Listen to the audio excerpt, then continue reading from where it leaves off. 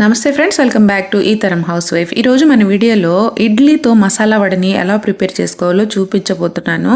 చాలా డిఫరెంట్గా ఉంది కూడా, టేస్ట్ సూపర్గా ఉంటుంది, క్రంచీగా ఉంటుంది. సౌండ్ చూసారు ఎలా వస్తుందో. అసలు ఇది కానీ మీరు ఒక్కసారి ట్రై చేశారనుకోండి, ఇంకెప్పుడు పప్పు నానబెట్టి రుబ్బి ఇంత ప్రాసెస్ అయితే తీసుకోరు వడలు చేయడానికి. చాలా ఈజీ అనమాట. మార్నింగ్ ఎప్పుడైనా మనకు అప్పుడప్పుడు ఇడ్లీ మిగిలిపోతూ ఉంటాయి, ఇవి పడేయకుండా ఇలా స్నాక్ లాగా ప్రిపేర్ చేసుకోవచ్చు. ఇవైతే పిండితో చేసిన ఇడ్లీలు. మీరు ఇడ్లీ ప్లేస్లో రవ్వ ఇడ్లీని కూడా యూజ్ చేయొచ్చు. వీటినైతే చిన్న చిన్న స్లైసెస్గా కట్ చేసేసుకోవాలి. చేత్తో మ్యాష్ చేసుకుని కూడా వేసుకోవచ్చు అనమాట. కానీ ఇలా స్లైసెస్గా కట్ చేసుకుంటే మనకు అవి ఫ్రై చేసేటప్పుడు చాలా క్రిస్పీగా వస్తాయి.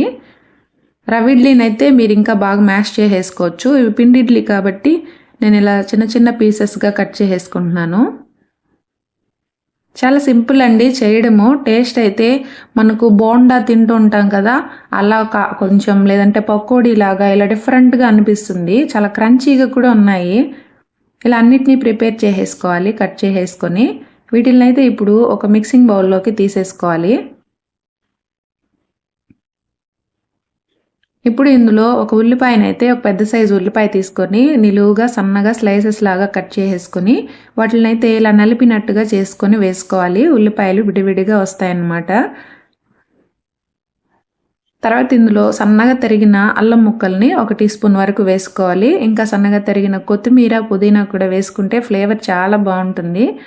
ఉప్పు తగినంత వేసుకోండి. ఆల్రెడీ మనం ఇడ్లీలో ఉప్పు వేసుంటాం, చూసి వేసుకోవాలి. ఒక 1/2 కప్పు వరకు శనగపిండి వేసుకొని, ఒక 1/2 teaspoon red chilli powder, 1 teaspoon ధనియాల పొడి, 1 టీ స్పూన్ కార్న్ ఫ్లోర్ వేసేసుకోవాలన్నమాట. మనం ఈ రెడ్ చిల్లీ పౌడర్ ప్లేస్లో గ్రీన్ చిల్లీస్ కూడా చిన్న చిన్న పీసెస్గా కట్ చేసి వేసుకోవచ్చు. ఇప్పుడు తగినన్ని నీళ్లు పోసుకొని మసాలా వడపకి పిండి ఎలా కలుపుకుంటామో ఆ కన్సిస్టెన్సీలో కలుపుకోవాలి. మనం ఇడ్లీలో వాటర్ అనేది అబ్జర్వ్ చేసేస్తుంది ఇడ్లీలో మనం వేసినప్పుడు, అందుకని వాటర్ చూసి కొంచెం కొంచెంగా వేసుకుంటూ కలుపుకోవాలి. చూసారా, ఈ విధంగా కలుపుకుంటే సరిపోతుంది. తర్వాత స్టవ్ పైన కడాయిలో ఆయిల్ని హీట్ చేసుకొని వీటిని అయితే చిన్న చిన్న మసాలా వడల్లాగా ప్రిపేర్ చేసేసుకోవాలి. వీడియోలో మనం చూపిస్తున్నాను చూడండి. మనం రెగ్యులర్గా మసాలా వడ ఎలా చేస్తామో అలా అయితే అన్నిటినీ ప్రిపేర్ చేసేసుకొని ఒక ప్లేట్లోకి అయితే తీసుకొని పక్కన పెట్టేసుకోవాలన్నమాట రెడీగా. మన వీడియోని మొదటిసారి చూస్తున్నట్లయితే ఈ వీడియో మీకు నచ్చితే ఒక లైక్ ఇవ్వండి ఫ్రెండ్స్. మీరు ఇచ్చే లైక్ నాకు చాలా సపోర్ట్గా ఉంటుంది. మరికొద్ది మందికి ఈ వీడియో అనేది రీచ్ అవుతుందన్నమాట. ఇంతవరకు నా ఛానల్ని సబ్స్క్రైబ్ చేసుకోకపోతే సబ్స్క్రైబ్ చేసుకోండి ఫ్రెండ్స్.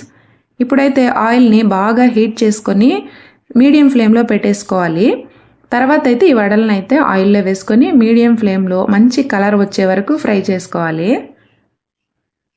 ఈ బబుల్స్ అన్నీ తగ్గి మంచి గోల్డెన్ బ్రౌన్ కలర్కి వస్తాయి. మనకు నార్మల్గా బోండా చేస్తాం కదా, ఆ కలర్కి వచ్చేస్తాయి అన్నమాట. ఇవి ఇడ్లీతో చేస్తున్నాం కాబట్టి